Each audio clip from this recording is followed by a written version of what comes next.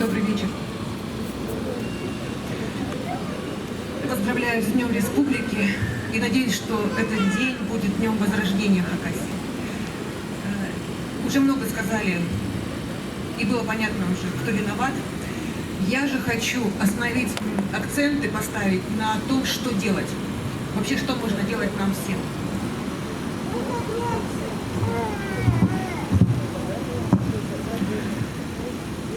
И, как мне представляется, есть 4 направления, 4 пункта. Первое – это распространять информацию.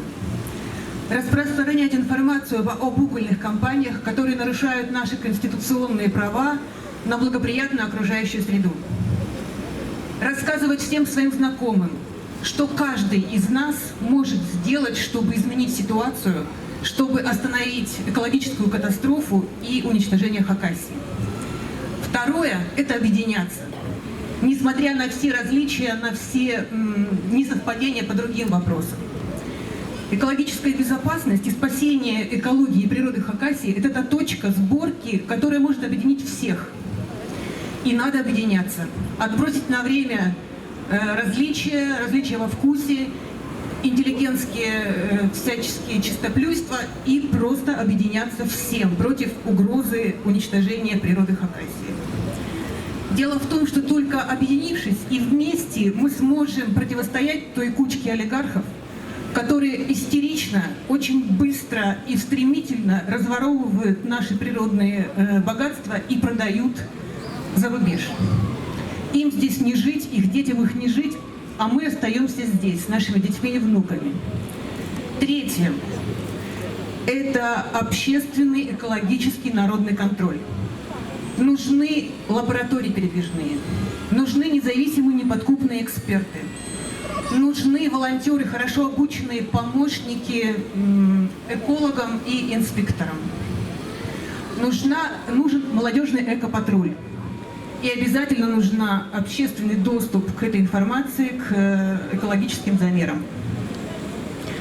И четвертое – это переход к прямой демократии.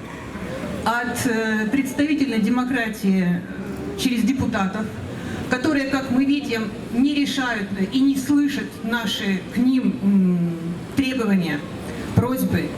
Но у нас есть конституционное право перехода к прямой демократии. Статья 3 Конституции Российской Федерации гласит, что только народ решает и требует, в какой природе ему жить, как развиваться экономика будет, как будет развиваться страна. А конституционное право прямой демократии – это референдум. И я считаю, что мы просто должны требовать проведения референдума.